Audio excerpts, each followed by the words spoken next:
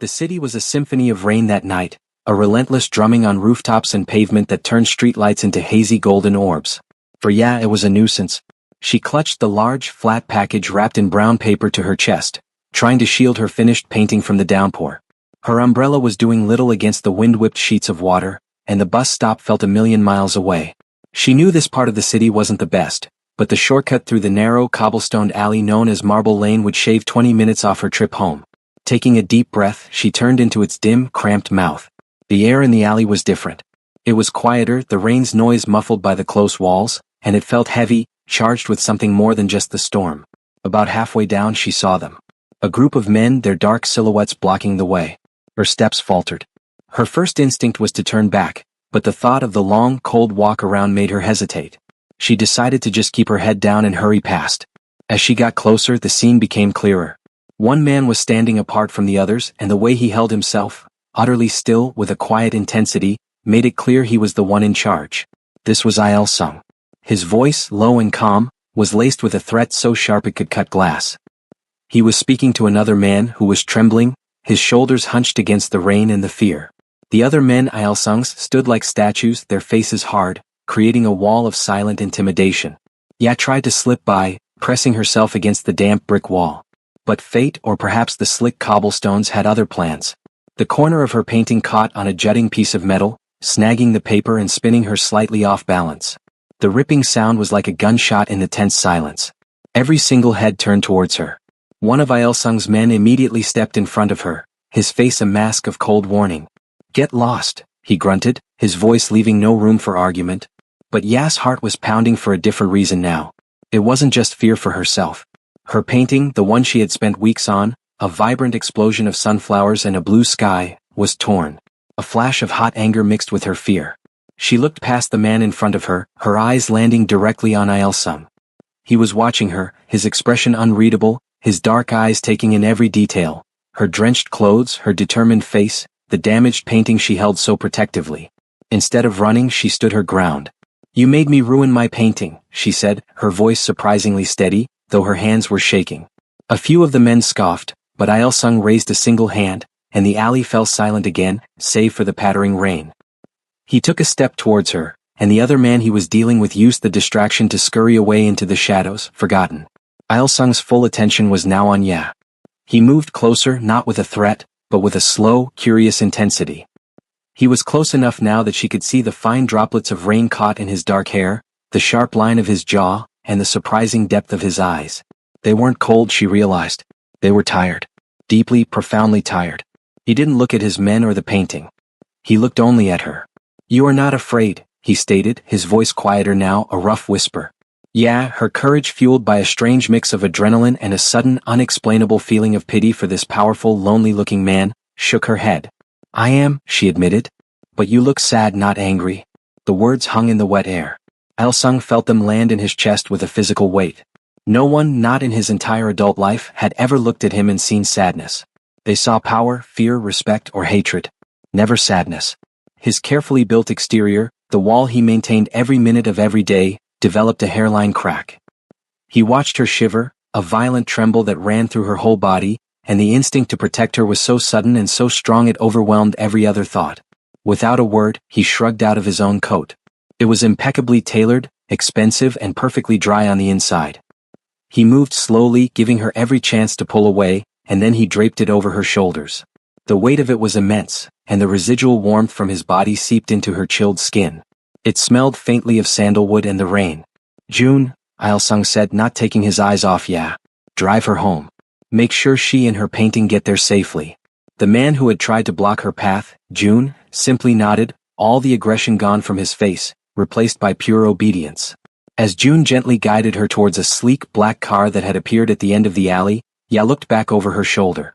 Il Sung was still standing in the rain, watching her go, his white shirt now plastered to his skin, completely exposed to the storm.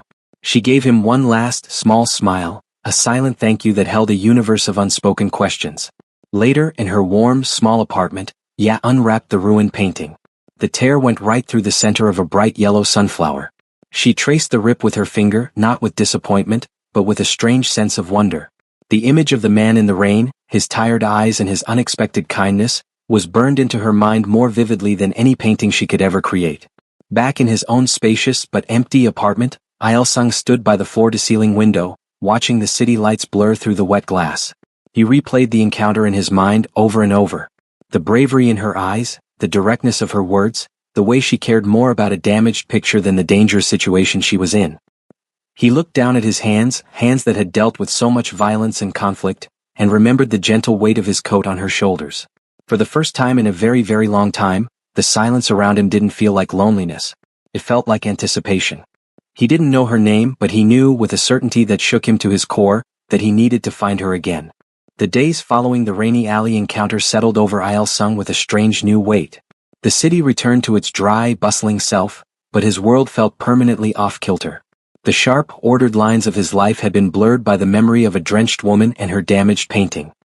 He found himself distracted during meetings, his gaze drifting towards the window, not seeing the skyline but instead seeing the determined set of her jaw as she declared him sad.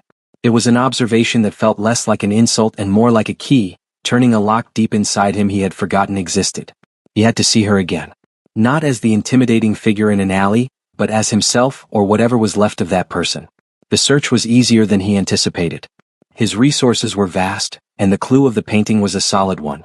June, the man who had driven her home, provided the neighborhood.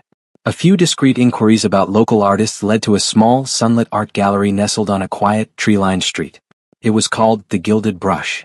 When Il-sung saw the name, a faint, almost foreign smile touched his lips. It suited her. He waited for a day when the sun was bright, choosing to wear simple, elegant clothes, a soft gray sweater and dark trousers, hoping to appear less like the man from the alley and more like a man who might simply appreciate art. Pushing the gallery door open triggered a soft chime. The air inside was warm and smelled of linseed oil and coffee. And there she was. Ya was standing on a small step stool, carefully hanging a new canvas on a far wall. She was focused on her task, her brow furrowed in concentration. Il-sung's breath caught. In the calm daylight he could truly see her. She wore a simple yellow dress, and the sunlight from the large front window set her skin aglow. She looked like one of the vibrant, joyful subjects from her own paintings. He didn't speak at first, allowing himself to simply watch her work. He let his eyes wander over the gallery walls. The paintings were a symphony of color and life. There were fields of wildflowers, bustling market scenes full of laughing people, and serene portraits of elderly individuals whose eyes sparkled with wisdom and kindness. There was no darkness here, no shadows, only an unabashed celebration of the good in the world. It was a world away from his own. Ya, finally securing the painting, turned and noticed him. Her body went still for a fraction of a second, a flicker of surprise in her warm brown eyes. It wasn't fear, he noted with relief, but a cautious recognition. She stepped down from the stool, smoothing her dress.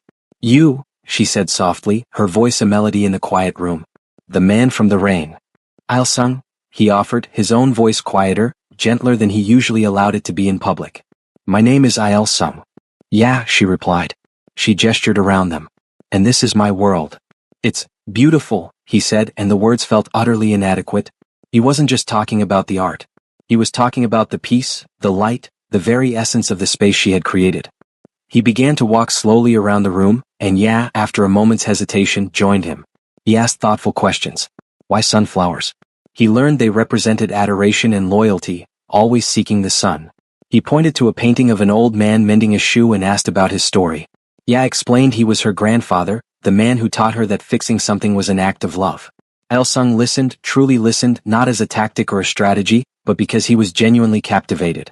He was learning a new language, the language of her heart, and he found he desperately wanted to understand it. This became their new routine. Il-sung would visit the gallery in the late afternoons when the crowds had thinned. Their conversation started within the safe walls of the gallery but soon spilled out. They began taking walks in the park across the street, their talk stretching as the sun dipped below the horizon. He told her, in careful, measured words, about the weight of his family's legacy. He spoke of responsibility, of a role he had to assume to protect those who depended on him, a role that felt like a suit of armor he could never take off. He never used the word mafia, but he didn't need to. She understood the shape of the burden he carried. In turn, Ya shared her own history. She spoke of growing up surrounded by a big, loud, loving family, and how her art was her way of pushing back against all the harshness and sadness in the world. "If I can make one person smile with a painting," she said, "then I've done something important." Il-sung looked at her, this woman who fought darkness with color and light, and felt a profound sense of awe. His feelings for her began to reshape him from the inside out. At his office, a place usually filled with tense negotiations and hard decisions, he found himself pausing. He started asking different questions. Is this the only way?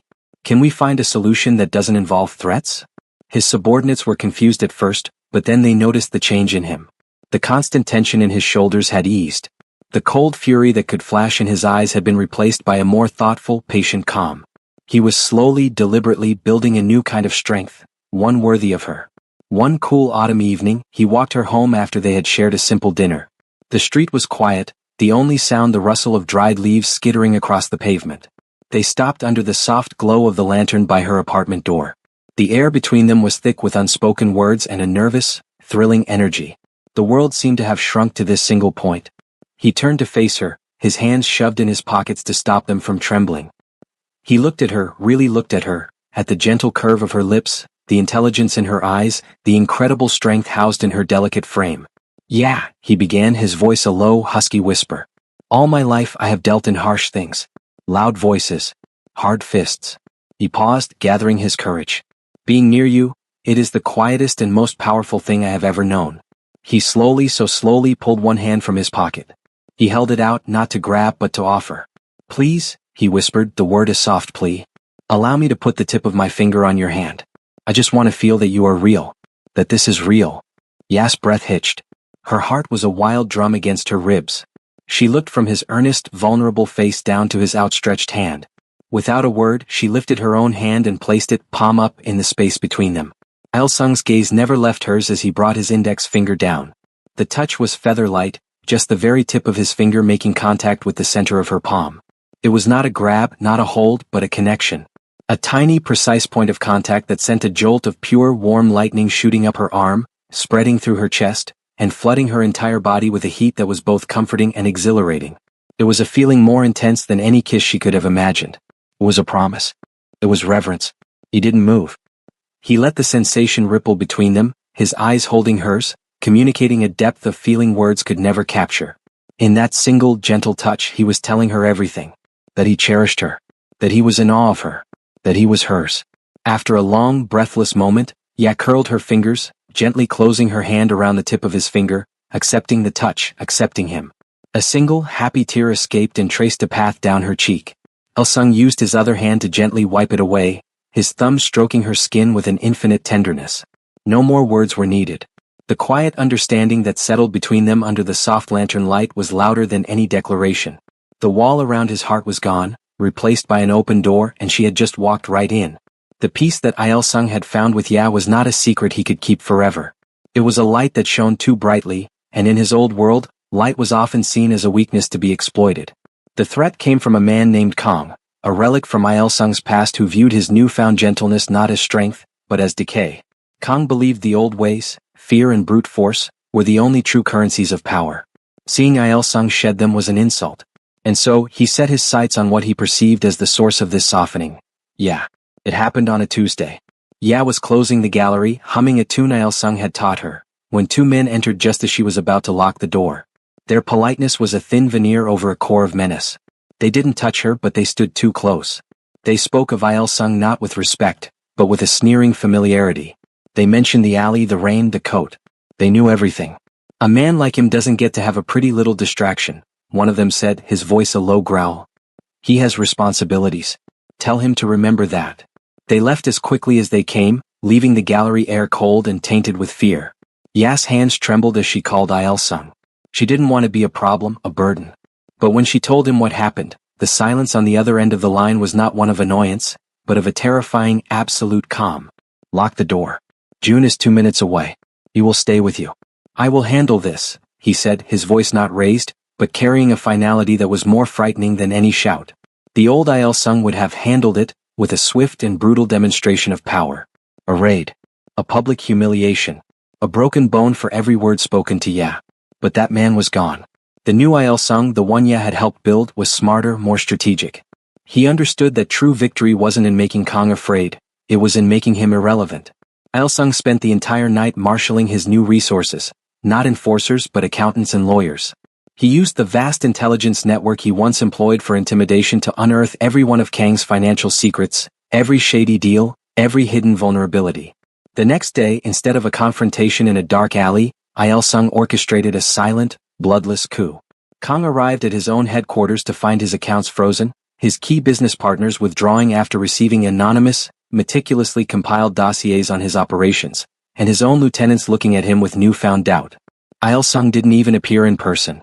He sent a single simple message: "The world I protect now is built on different foundations. Touch what is mine again and I will not take your life. I will take everything that gives it meaning." It was a lesson in a new kind of power, one Kang could not comprehend or fight. The threat was neutralized not with fists, but with an undeniable superior intellect. Il-sung had protected Ya by finally, completely, leaving his old self behind. A week later, the city seemed to sparkle with a renewed sense of safety. Il-sung asked Ya to meet him at the Gilded Brush after hours, telling her he had a surprise. When she arrived, the gallery was dark. Pushing the door open, she gasped. The entire space had been transformed.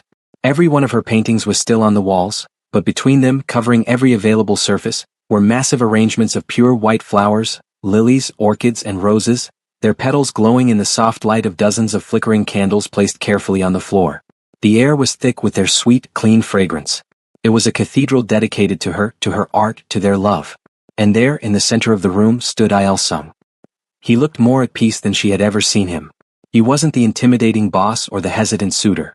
He was just a man standing in a room full of light, waiting for the woman he loved. As she walked towards him, her heart felt too big for her chest. He took both of her hands in his thumbs stroking her knuckles. He led her to the very center of the room, surrounded by the evidence of her joy and his devotion. "Yeah," he began, his voice clear and steady. "You walked into my darkness and you didn't try to fight it. You just brought a light so bright that the shadows had nowhere left to hide." He dropped to one knee and Ya's hands flew to her mouth, a soft cry escaping her lips. He looked up at her, his eyes shining with unshed tears. "You taught me that true strength is about love, not fear. You are my peace. You are my home. Please allow me to love you forever. Will you do me the incredible honor of becoming my wife?"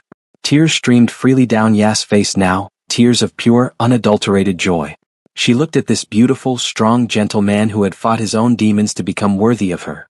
There was only one answer in the entire universe. "Yes," she whispered, her voice cracking with emotion. "Yes, Il-sung. 1,000 times yes." He slid a stunning, elegant ring onto her finger, then stood and gathered her into his arms, lifting her off the ground as he kissed her. It was not a kiss of desperate passion, but of profound promise. It was a seal on their future. The story of Il-sung and Ya did not end with a wedding, but with a new beginning. He successfully transitioned his entire organization into a legitimate global trading company, his sharp mind now focused on building empires of commerce, not fear. Ya's gallery became famous, her art celebrated for the very hope and happiness it represented. They bought a house with a big, sunny studio for her and a quiet, book-lined study for him. On a quiet evening many years later, they sat together on their comfortable sofa, the setting sun painting the room in shades of orange and gold. Ya's head rested contentedly on Il-sung's shoulder, his arm a permanent, warm weight around her. One of her paintings, the one of the sunflowers he had first admired, hung on the wall before them. The quiet between them was no longer the silence of loneliness he had once known, but the comfortable, peaceful quiet of two souls who had finally found their forever home in each other. They had faced the world and they had won not by conquering it, but by building a sanctuary within it, together. Did you fall in love with Il-sung and Ya's journey from a stormy alley to a sunlit forever? Their story is just one of many.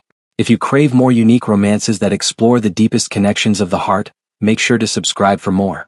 New stories of love, courage, and forever are waiting to be told.